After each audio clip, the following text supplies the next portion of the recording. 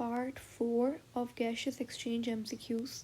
Question number 37. Which of the following condition is responsible for increase in ventilation rate? कौन सी condition ventilation rate को effect करती है और उसे बढ़ाती है? वेंटिलेशन रेट ब्रेथिंग रेट को बोलते हैं कि 1 मिनट में आप कितना सांस लेते हो. नॉर्मल ब्रेथिंग रेट क्या होता है? 12 to 20 टाइम्स पर मिनट हम लोग ब्रेथ करते हैं. ठीक है. उसके अंदर इनहेलेशन यानी कि इनहेलेशन एक्सहेलेशन दोनों 20 समझ लीजिए 12 से लेकर 20 दफ़ा हम लोग 1 मिनट में इनहेल और एक्सहेल करते हैं एयर को. और ये ब्रेथिंग रेट बढ़ सकता है जब आप एक्सरसाइज कर रहे हो, आप कोई और एक्टिविटी कर रहे हो किसी डिजीज़ की वजह से. ठीक है. मेन और ये किस तरीके से बढ़ता है, हमारी बॉडी कैसे डिटेक्ट करती है कि अच्छा, तो मेनली क्या होता है जब कार्बन डाइऑक्साइड का लेवल और H पॉजिटिव का लेवल ब्लड में बढ़ जाता है तो हमारी बॉडी के अंदर कीमो रिसेप्टर्स होते हैं. ये कीमो रिसेप्टर्स डिटेक्ट करते हैं कि अच्छा अब कार्बन डाइऑक्साइड लेवल बढ़ गया है, जल्दी से रेट ऑफ ब्रेथिंग बढ़ाओ ताकि ज़्यादा ऑक्सीजन अंदर आ सके. तो यहाँ पे अगर आप ऑप्शंस को देखो तो वो कह रहा है minor decrease in oxygen content of inhaled air, यानी कि अगर हमने जो सांस अंदर ली उसमें से पहले ऑक्सीजन जो है वो समझ लो 21% आ रही थी, अब वो 15% आ रही है. पहले वो 20% आ रही थी, अब 15% आ रही है. तो माइनर चेंज आया, डिक्रीज आया ऑक्सीजन की कंसनट्रेशन में इनहेल्ड एयर के अंदर, विच मेक्स सेंस. ठीक है. तो ऑफकोर्स रेट ऑफ ब्रेथिंग बढ़ जाएगा कि जल्दी हम लोग सांस लेंगे क्योंकि ऑक्सीजन ताकि ज़्यादा बॉडी के अंदर आए. Decrease in oxygen content of exhaled air, तो एक्सहेल्ड एयर जो हम बॉडी के बाहर निकालते हैं उसके अंदर ऑक्सीजन नहीं होता, उसमें मेनली ऑक्सीजन यूज्ड एयर होती है वो. Decrease in carbon dioxide content in inhaled air, यानी कि जो इनहेल करेंगे हम एयर उसके अंदर कार्बन डाइऑक्साइड कम है, इसीलिए हमने रेट ऑफ ब्रीथिंग बढ़ा दिया. नहीं, ऐसा नहीं है, हमें तो कार्बन डाइऑक्साइड नहीं चाहिए, हम कार्बन डाइऑक्साइड यूज़ ही नहीं करते. ठीक है. Increase of carbon dioxide content in exhaled air, जो हम हवा बाहर निकालेंगे बॉडी से अपने नॉस्ट्रल्स या माउथ के थ्रू, उसके अंदर कार्बन डाइऑक्साइड कंटेंट जो है वो ज़्यादा होगा. तो यहाँ पे इसलिए हम लोग रेट ऑफ ब्रेथिंग नहीं बढ़ाते. हम लोग रेट ऑफ ब्रेथिंग जब बढ़ाएंगे जब ऑक्सीजन का कंटेंट इनहेल्ड एयर के अंदर कम होगा. Question number 38. During inspiration the diaphragm. ये बहुत आसान सा क्वेश्चन है, ये मैंने लास्ट टाइम भी बताया था. दिस इज इंस्पिरेशन और ये एक्सपिरेशन यानी कि इनहेलेशन और एक्सहेलेशन है. इनहेलेशन के टाइम पे क्या होता है, डायफ्राम कॉन्ट्रैक्ट होता है, वो स्ट्रेट हो जाता है, और एक्सपिरेशन में वो रिलैक्स होता है तो डोम शेप्ड हो जाता है. तो यहाँ पे वो इंस्पिरेशन का पूछ रहा है, तो इंस्पिरेशन में क्या होता है, कॉन्ट्रैक्शन होती है और गोज डाउनवर्ड, जिससे क्या होता है एब्डोमिनल आपका थोरेसिक कैविटी का वॉल्यूम बढ़ता है. वॉल्यूम बढ़ता है, बॉयज़ लॉ पता होगा आपको, जब वॉल्यूम बढ़ता है तो प्रेशर कम होता है. अब जब नेगेटिव प्रेशर हो जाता है हमारी कैविटी के अंदर तो बाहर से air rush into our lungs. Question number 39. Diffusion of respiratory gases is inversely proportional to. Diffusion जो है वो इन्वर्सली प्रोपोर्शनल है किस पर डिपेंड करती है. अब वो कह रहे हैं इन्वर्सली प्रोपोर्शनल, यानी कि अगर सरफेस एरिया ज़्यादा है तो डिफ्यूजन कम होगी. नहीं, डायरेक्टली प्रोपोर्शनल होता है इसके. अगर थिकनेस जो है वो ज़्यादा है तो डिफ्यूजन क्या होगी, कम होगी. Make sense. ठीक है. डिफरेंस इन कंसनट्रेशन, कि अगर ऑक्सीजन की कंसनट्रेशन इस तरफ ज़्यादा है उस तरफ कम है तो डिफ्यूजन बढ़ेगी. जैसे कंसनट्रेशन यहाँ पे कम है, ठीक है, यहाँ पे कंसनट्रेशन कम है, यहाँ पे ब्लड के अंदर कंसनट्रेशन ज़्यादा है, तो क्या होगा कि डिफ्यूजन का रेट बढ़ेगा. चलो ये भी देख लेते हैं.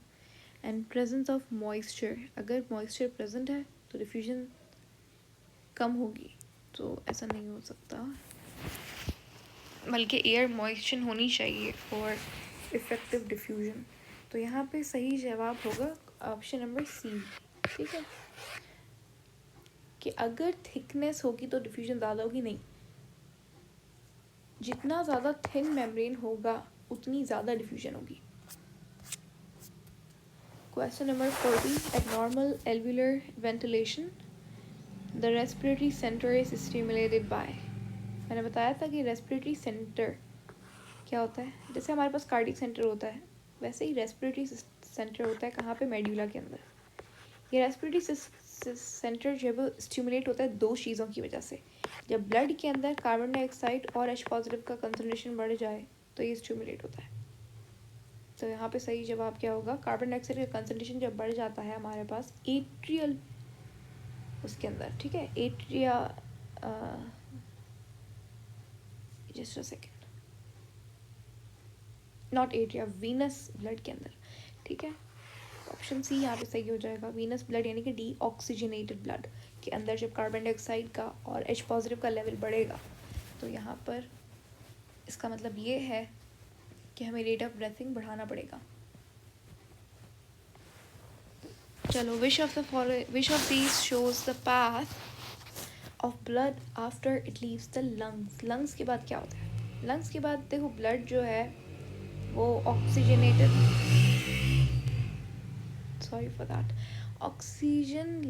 ऑक्सीजनेट होने के लिए ब्लड आता है लंग्स में, फिर लंग्स क्या करता है, उसे ऑक्सीजनेट करता है, सही है। वो कह रहा है कि आफ्टर लीविंग द लंग्स तो क्या होता है, यहाँ पे हार्ट में आता है, ब्लड कहाँ पे आता है, हार्ट में आता है।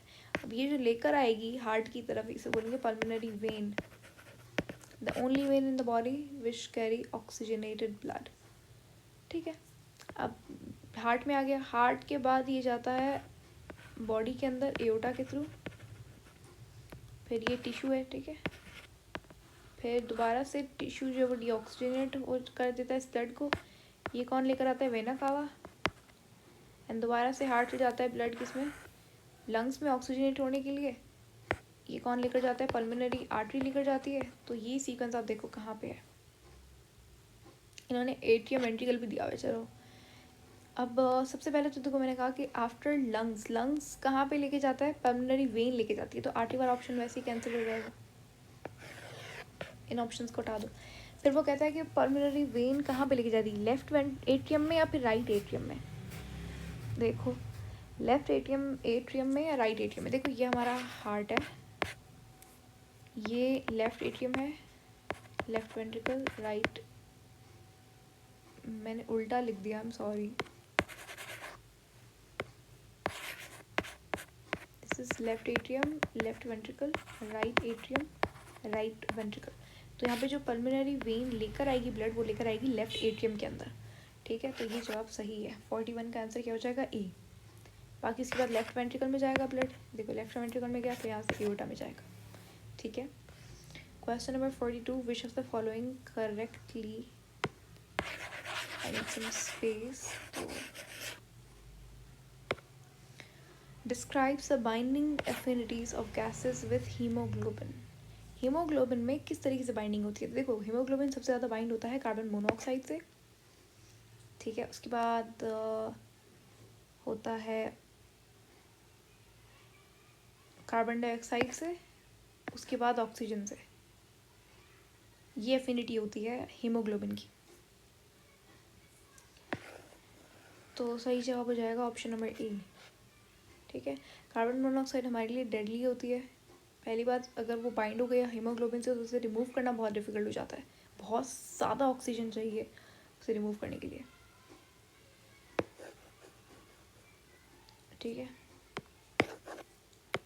Question number 43, just after inhalation the highest partial pressure of oxygen will be.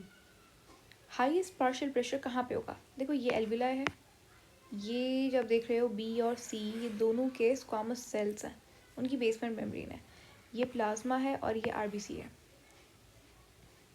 तो वो कह रहा है कि अगर इनहेलेशन के बाद सबसे ज़्यादा पार्शियल प्रेशर कहाँ पे होगा, तो सिंपल सी बात है, सबसे ज़्यादा पार्शियल प्रेशर हमारे एल्विलाई के अंदर होगा, राइट। तो यहाँ पे ऑप्शन सी सही है, ओनली ए, सबसे ज़्यादा पार्शियल प्रेशर इस यहाँ पे होता है एल्विलाई में, एल्विलाई के अंदर पार्शियल प्रेशर होता है ऑक्सीजन का 104 mmHg, ठीक है।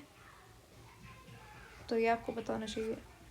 Question number 44, all of the following occurs due to presence of carbon dioxide in blood except increase rate of breathing, यानी कि अगर कार्बन डाइऑक्साइड ज़्यादा है ब्लड के अंदर तो रेट ऑफ ब्रेथिंग बढ़ेगा, ट्रू। इंक्रीज रेस्पिरेटरी वॉल्यूम हम बढ़ा देंगे, तो ये ठीक है, मतलब अगर कार्बन डाइऑक्साइड ज़्यादा है ब्लड के अंदर तो हम लोग क्या करेंगे, लंबी लंबी सांस लेंगे, जिसकी वजह से हमारी जो नॉर्मल हम लोग टाइडल वॉल्यूम इनहेल करते हैं उसके अलावा हम लोग और ज़्यादा एयर लेने की कोशिश करेंगे ताकि ऑक्सीजन सफिशिएंट ऑक्सीजन मिल सके। मेक्स ब्लड मोर एसिडिक, ये भी ठीक है क्योंकि कार्बन डाइऑक्साइड जब बढ़ती है तो एच पॉजिटिव भी बढ़ता है और एच पॉजिटिव एसिडिफाई करता है। तो ऑल ऑफ द फॉलोइंग यहाँ पे सही जवाब हो जाएगा।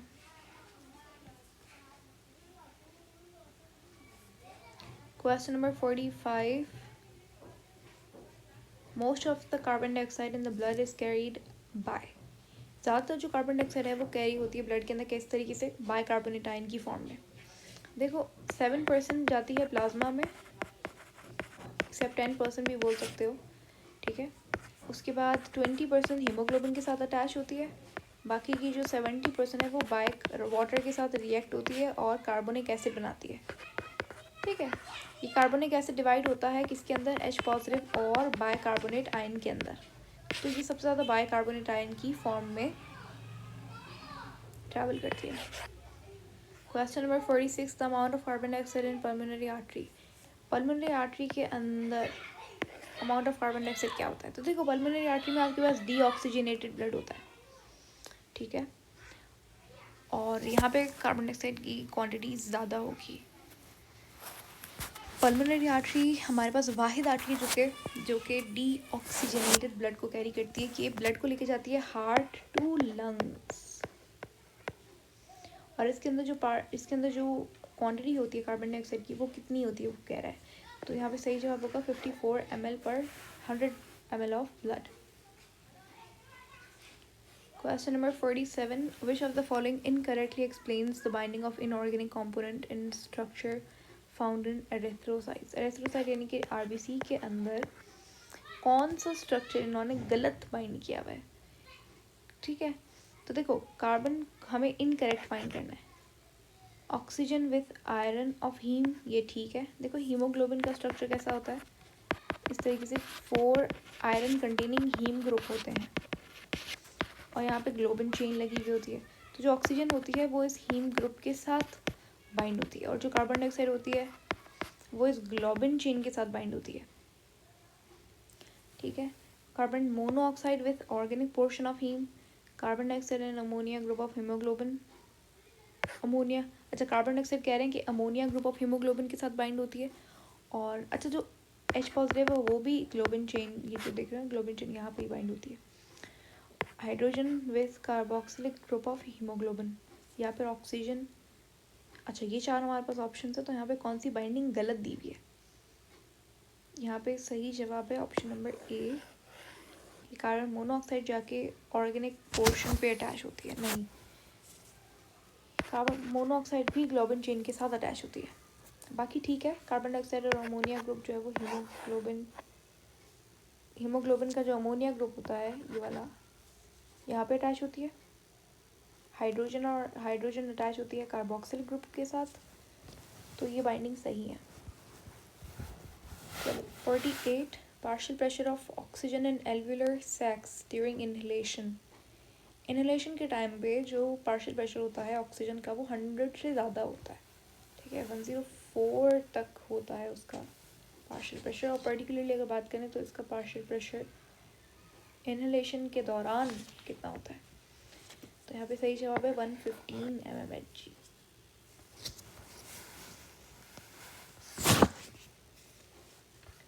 Question number 49, which of the following shows maximum solubility in blood plasma. Blood plasma के अंदर सबसे ज़्यादा सॉल्युबिलिटी कौन शो करता है। ऑक्सीजन की बहुत कम होती है, सिर्फ और सिर्फ 3% ऑक्सीजन डिजॉल्व होती है प्लाज्मा में, ये जो है वो 10% होती है। तो सबसे ज़्यादा सॉल्यूबल होती है हमारे पास carbon dioxide.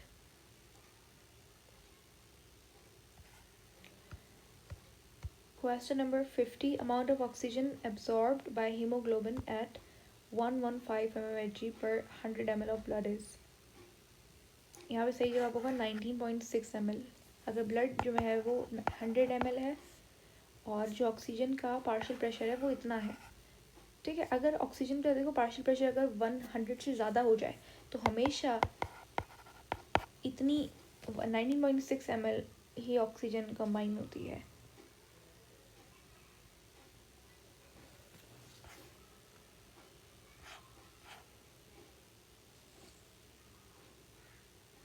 Question number 51, which of the following is false regarding haemoglobin. Haemoglobin के हवाले से कौन सी स्टेटमेंट फॉल्स है? ग्लोबुलर प्रोटीन है, ठीक है, अबंडेंट होता है आरबीसी में, सही है। It contains organic heme group, inorganic iron, inorganic iron, ठीक है। Each heme in globin can bind to 4, ये ठीक है। ये स्टेटमेंट गलत है क्योंकि हर हीम, ये हर आयरन आप देख रहे हो, ये कंबाइन होता है एक ऑक्सीजन से, ठीक है। तो each heme combine to 1 oxygen only. तो 51 का इनकरेक्ट ऑप्शन क्या है? डी।